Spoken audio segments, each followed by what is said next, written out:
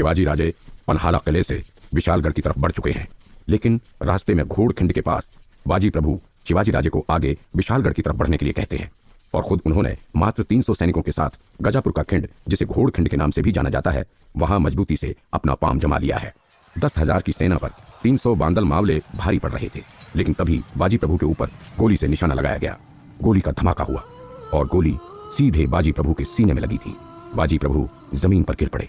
अभी तक शिवाजी के विशालगढ़ पहुंचने की खबर नहीं आई थी और बाजी प्रभु को गोली लगने के बाद वो बेहोश थे। अब बाजी प्रभु और उनके 300 मावले योद्धा क्या करेंगे? क्या शिवाजी को विशालगढ़ पहुंचने तक ये बांदल मावले आदिल शाही सेना को रोक पाएंगे? बाजी प्रभु के भाई फुलाजी तुरंत दौड़ते हुए उनके पास पहुंचे और उन्हें कुछ सैनिकों की मदद से युद्ध क्षेत्र से किनारे की तरफ लाया गया। थोड़ी देर बाद बाजी प्रभु को होश आया। बाजी प्रभु ने उठते ही पूछा, तोप की आवाज आई क्या? दरअसल गोली के धमाके से शायद बाजी प्रभु को यह आभास हुआ था कि तोप के गोले छूटे हैं। नहीं, किसी सैनिक ने जवाब दिया। बाजी प्रभु फिर से उठने की कोशिश करने लगे। बाजी प्रभु के शरीर में इतने घाव पहले से ही लग चुके थे कि और घावों के लिए भी जगह नहीं बची थी। शरीर के हर अंग में चोट लगी हुई थी, लेकिन बाजी फिर भी उठना चाहते थे। आप मत उठिए बाजी, हम आदिल शाही सैनिकों को घोड़खिंड पार नहीं करने देंगे। पास खड़े एक सैनिक के पास से आवाज आई, लेकिन तोप की आवाज अभी नहीं आई।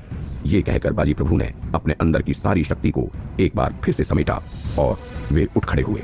राजे के विशालगढ़ पहुंचे बिना ये बाजी मर जाए, ऐसा कैसे संभव हो सकता है? गोली लगी है तो क्या हुआ, अभी मुझ में बहुत जान बची हुई है। ये कहते हुए लड़खड़ाते हुए बाजी प्रभु भाले का सहारा लेते हैं और घोड़खिंड के पास फिर से पहुंच जाते हैं।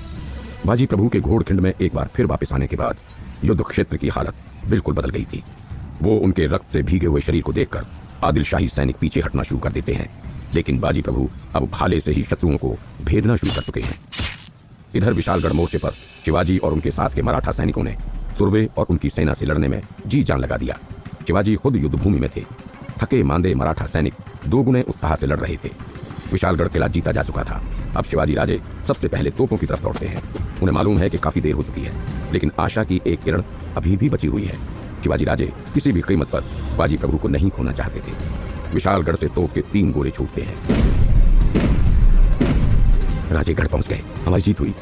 घोड़खिंड में रक्त से सने हुए बाजी प्रभु के चेहरे पर ये कहते हुए एक मुस्कान आ जाती है, खुशी की मुस्कान, विजय की मुस्कान। इतना कहकर बाजी प्रभु लड़खड़ाते हुए जमीन पर गिर पड़े। बाजी प्रभु के जमीन पर गिरते ही आदिल शाही सेना बुरी तरह से मावले सैनिकों पर टूट पड़ी। वो सेना जिससे अभी तक पार पाना संभव नहीं हो रहा था, जिसके पास भी जाने से आदिल शाही सैनिकों की रूह कांप रही थी, वो आदिल शाही सेना मावलों के ऊपर भूखे भेड़ियों की तरह टूट पड़ी। भयंकर रक्तपात हुआ और सभी मावलों को बेहद निर्ममता के साथ मार दिया गया। बाजी प्रभु के गिरते ही राजे को न जाने किस बात का एहसास हुआ था, जैसे उन्हें अंदर अंदर मालूम चल गया कि कोई अनहोनी घट गई है। हवा का एक तेज झोंका आया। शिवाजी राजे के आंखों से अनायास ही आंसू टपक पड़े। सुरवे और जसवंत राय को विशालगढ़ से खदेड़ने के बाद शिवाजी राजे राजगढ़ पहुंचे। मां जीजाबाई से उनकी मुलाकात लगभग 1 साल बाद हो रही थी। दोनों एक दूसरे से मिलकर भावुक हो गए। शंभू राजे भी नए कपड़े पहनकर राजे की अगवानी करने आए। शिवाजी राजे के राजगढ़ पहुंचने के बाद उनसे मिलने कान्होजी जेधे और नेताजी पालेकर आए। शिवाजी राजे ने कान्होजी को अफजल खान के वध के बाद दरबार में प्रथम सम्मान का पद दिया था। राजे ने कान्होजी को बाजी प्रभु की वीरता की बात बताई और उन्हें बताया कि कैसे अकेले घोड़खिंड पर मात्र 300 सैनिकों के साथ पूरी 10,000 की आदिल शाही सेना को रोके रखा था। शिवाजी राजे ने कान्होजी के लिए प्रस्ताव रखा कि वे दरबार में प्रथम सम्मान का पद बाजी प्रभु को देना चाहते हैं। कान्होजी ने उनके प्रस्ताव को सहर्ष स्वीकार कर लिया। इसके बाद राजे ने घोड़खिंड का नाम बदलकर पावन खिंड कर दिया। बाजी प्रभु के रक्त से पवित्र हुई धरती का नाम पावन खिंड ना हो तो और क्या हो सकता है। इसके अलावा राजे ने बाजी प्रभु के बेटे को अपनी सेना में प्रमुख स्थान पर नियुक्त किया। आखिर वीरता का उचित सम्मान तो होना ही चाहिए और शिवाजी राजे ने ऐसा ही किया। शिवाजी राजे काफी दिनों बाद राजगढ़ वापस लौटे थे और आगे की योजनाओं के बारे में मां जीजाबाई से भी उनकी वार्ता भी कम ही हुई थी। इन्हीं सब बातों को ध्यान में रखते हुए एक दिन मां जीजाबाई ने शिवाजी राजे से दरबार के आगे की योजनाओं के बारे में विमर्श शुरू किया। क्यों रे शिवबा, तुझे इतने दिनों से मां की याद नहीं आती है क्या? हमेशा स्वराज की योजनाओं में ही व्यस्त रहता है। नहीं मां साहिब, ऐसा नहीं है। असल में आदिल शाहियों से टक्कर के साथ साथ अब मुगलों ने भी खतरा भांप लिया है। इसीलिए तो औरंगजेब ने अपने मामा शाइस्ता खां को पुणे तक इतनी विशाल सेना के साथ भेजा है। मां जीजाबाई की इस बात का जवाब शिवाजी राजे ने चिंता के साथ दिया। असल में शिवाजी की चिंता जायज भी थी, क्योंकि इतने मुहिमों में व्यस्तता के चलते वे शाइस्ता खां जैसे आफत से बिल्कुल बेखबर हो गए थे। लेकिन अब जनता की समस्याओं और शाइस्ता खां के अत्याचारों ने उन्हें चिंता में डाल दिया था। असल में शाइस्ता खां शिवाजी को घेर कर पकड़ने की योजना बना रहा था। शिवबा, शाइस्ता खां औरंगजेब का बेहद चालाक और अनुभवी योद्धा है। वो धीरे धीरे अपने पांव पसारेगा, लेकिन हमें भी चतुराई के साथ अपना काम करना होगा। हाँ मां साहिब, अभी पिछले ही दिनों में शाइस्ता खां ने चाकण के किले पर अपना कब्जा जमा लिया। फिरंगोजी बेहद साहसपूर्ण तरीके से लड़े और तकरीबन 50 दिन तक शाइस्ता खां को रोके भी रखा, लेकिन अंततः उन्हें किला छोड़ना पड़ा। अब चंद सैनिकों के साथ गोला बारूद और लंबी चौड़ी सेना का सामना करना मुश्किल तो होगा ही। शिवाजी ने चिंतित स्वर में कहा, याद रख शिवबा, सेना चाहे कितनी भी विशाल क्यों न हो, जीत के लिए बुद्धिमत्ता के साथ साथ योजना की भी जरूरत होती है। जी मां साहिब, इसीलिए अब शाइस्ता खां के लिए किसी पुख्ता योजना पर काम करने की जरूरत होगी। और चाकण के किले से आने के बाद अब फिरंगोजी को भूपालगढ़ का गढ़पति बनाने पर मैं विचार कर रहा हूँ। हमें भूपालगढ़ के लिए एक विश्वसनीय और वीर गढ़पति की जरूरत भी है, और फिरंगोजी में वे सारे गुण भी मौजूद हैं। बिल्कुल, फिरंगोजी इसके लिए बिल्कुल सही चुनाव है। ठीक उसी वक्त एक सैनिक पत्र लेकर शिवाजी के पास आया। शिवाजी राजे ने पत्र खोला तो उनके चेहरे के भाव ही बदल गए। उनका चेहरा खुशी से खिल उठा, जैसे कि अचानक से सूरज बादलों की ओर से निकलकर बाहर आ गया हो। क्या हुआ शिवबा, क्या खबर है? मां साहिब, महाराज साहिब हमसे मिलने यहाँ आ रहे हैं। क्यों ठिठुली करता है रे शिवबा? महाराज साहिब और यहाँ? हाँ मां साहिब, मैं सच कह रहा हूँ। कम से कम इस पत्र में तो ऐसा ही लिखा हुआ है। यह खबर सुनकर मां जीजाबाई ने खुशी से अपना एक हार उतारकर पत्र लाने वाले सैनिक को दे दिया। मां साहिब ने खुशी के स्वर में पूछा, राजे, महाराज साहिब यहाँ कब तक पहुंच रहे हैं? वे शायद पंढरपुर जाकर वहां से खंडोवा देवता के दर्शन के बाद यहाँ आएंगे। पंढरपुर? लेकिन पुणे में तो शाइस्ता खां ने डेरा जमाया हुआ है। मां साहिब, आप उसकी चिंता ना करें। महाराज साहिब के हमसे मिलकर जाने तक हम उसे इधर से उधर भटकाते रहेंगे, और अगर शाइस्ता खां को महाराज साहिब के आने की सूचना मिल भी गई तो वो कुछ नहीं करेगा। महाराज साहिब की बहादुरी और दक्षिण में उनके सामर्थ्य से शाइस्ता खान भी वाकिफ है। तेरी बात तो सही है शिवबा, लेकिन मैं चिंतित हूँ, क्योंकि आदिल शाहियों ने अपने कैद में महाराज साहिब को बहुत कष्ट दिए हैं। मैं नहीं चाहती हूँ कि अब और कष्ट उन्हें सहना पड़े। मां साहिब, आप चिंता मत कीजिए और महाराज साहिब के स्वागत की तैयारियां शुरू कीजिए। अगले दिन महाराज साहिब आने वाले थे और माता जीजाबाई ने पूरे राजगढ़ को तोरण से सजवाया। महल में विभिन्न जगहों पर रंगोलियां बनाई गईं। पूरा महल जैसे किसी उत्सव की तैयारियों में डूबा हुआ था। जीजाबाई बेहद प्रफुल्लित थी। आज लगभग 20 सालों के बाद महाराज साहिब के दर्शन उन्हें होने वाले थे। महाराज साहिब खंडोवा देवता के दर्शन के बाद अपने 1000 सैनिकों के साथ राजगढ़ पहुंचे। शाहजी राजा को गढ़ तक पहुंचने के लिए पालकी का इंतजाम किया गया था। शाहजी राजा पालकी पर सवार हुए और बाकी जन और मंत्रीगण भी उनके पीछे पीछे गढ़ तक चल दिए।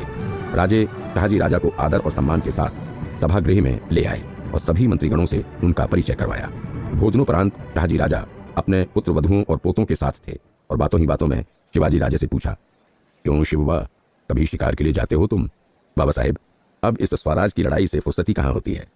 हाँ, आदिल शाही सल्तनत से कई भेड़िए यहाँ आते रहते हैं, उनका शिकार कर लेता हूँ कभी कभी, शिवाजी ने चुटकी लेते हुए कहा। शाहजी राजा शिवाजी का इशारा समझ चुके थे। अफजल खान के खात्मे के बाद शाहजी राजा पर दबाव बढ़ा था और आदिल शाही दरबार ने उन्हें कैद भी कर लिया था, लेकिन अंततः दिल्ली की मुगलिया सल्तनत से दबाव के बाद उन्हें छोड़ दिया गया था। लेकिन शिवाजी राजे के स्वराज अभियान से शाहजी राजा के लिए कठिनाइयां आती ही रहती थीं। शिवबा, स्वराज की इस लड़ाई में मैं भले ही तुम्हारा साथ नहीं दे पाता हूँ, लेकिन मेरा हृदय तुम्हारी वीरता से हमेशा प्रफुल्लित रहता है। मेरा आशीर्वाद सदैव तुम्हारे साथ है। लेकिन आपको आदिल शाह ने यहाँ आने की अनुमति दी है ना? शिवाजी ने पूछा। दी तो है, लेकिन हर चीज मुफ्त में थोड़ी मिलती है। आदिल शाह ने मुझसे कहा है कि हम तुम्हें समझाकर आदिल शाही दरबार में ले आए, वहां पर तुम्हें 10 हजारी सरदार का मनसब देकर सम्मानित किया जाएगा। शाहजी राजा ने एक व्यंग्यात्मक हंसी के साथ कहा, लेकिन हम मूर्ख थोड़े हैं कि तुझ जैसे दीपक को आदिल शाह के हाथों में सौंप देंगे। हमने तो इसे तुमसे मिलने और स्वराज की प्रगति को देखने का एक मौका समझा है। मुगलिया सल्तनत के खिलाफ दक्षिण के सभी राज्यों को एकजुट होना जरूरी है, और आदिल शाह को अब ये समझ में आ रहा है। शिवाजी राजे महाराज साहब की बातों को बेहद ध्यानपूर्वक सुन रहे थे। इससे उन्हें आगे की रणनीति बनाने का विचार मिल रहा था। एक तरफ शाहजी राजा को आदिल शाही दरबार में रहना था और अभी शाइस्ता खान भी पुणे में डेरा डालकर बैठा हुआ है। हालांकि शिवाजी राजे शाइस्ता खान की तरफ से निश्चिंत थे, लेकिन किसी भी अनहोनी से बचने के लिए उन्होंने महल के चारों ओर सुरक्षा व्यवस्था और चाक चौबंद कर दी थी। अगले दिन सुबह राजे ने शाहजी राजा को उनके मन की सूचना दी। बाबा साहेब, आप कल शिकार के लिए जुगत ढूंढ रहे थे ना? अभी कुछ देर पहले ही मेरे पास सूचना आई है कि नीचे के गांव में एक बनेले सूअरों ने आतंक मचा रखा है। अब आप यहाँ हैं और आपको शिकार प्रिय भी है, तो क्यों ना हम दोनों शिकार पर साथ चलें? शिवाजी राजे की यह बात सुनकर शाहजी राजा प्रफुल्लित हो गए। बिल्कुल बिल्कुल। नीचे गांव में पहुंचने पर शाहजी ने अपने भालों का जखीरा निकाल लिया। उन्होंने शिवाजी राजे को चुनकर एक भाला दिया। अब शिवाजी राजे और शाहजी दोनों बनेले सूअरों के शिकार के लिए निकल पड़े। उन्हें पता चलता है कि सूअर घनी झाड़ियों में छिप छिप कर दौड़ रहे हैं। उनके सही जगह का अंदाजा लगाना मुश्किल है। अपने छोटे रथ पर सवार होकर पिता पुत्र दोनों ने तकरीबन 4-5 सूअरों का शिकार कर लिया और वो कुछ देर और शिकार ढूंढने के लिए इधर उधर भटक रहे थे। उन्हें लग रहा था कि अब कोई सूअर नहीं बचा है। शिवाजी रथ रुकवाकर कुछ दूर आगे तक जाकर मुआयना करना शुरू कर देते हैं। जैसे ही राजे मुड़े, उनके एकदम से होश फाख्ता हो गए। शिवाजी राजे एकदम से चिल्ला पड़े, पिताजी! शाहजी राजे चौंक कर पीछे मुड़े। असल में शाहजी राजे से केवल 2 कदम की दूरी पर एक भयानक जंगली सूअर उन पर हमला करने के लिए तैयार बैठा था। वो इतना नजदीक था कि एक ही छलांग में शाहजी राजे की जान तक ले सकता था। अब शाहजी राजे की जान खतरे में थी।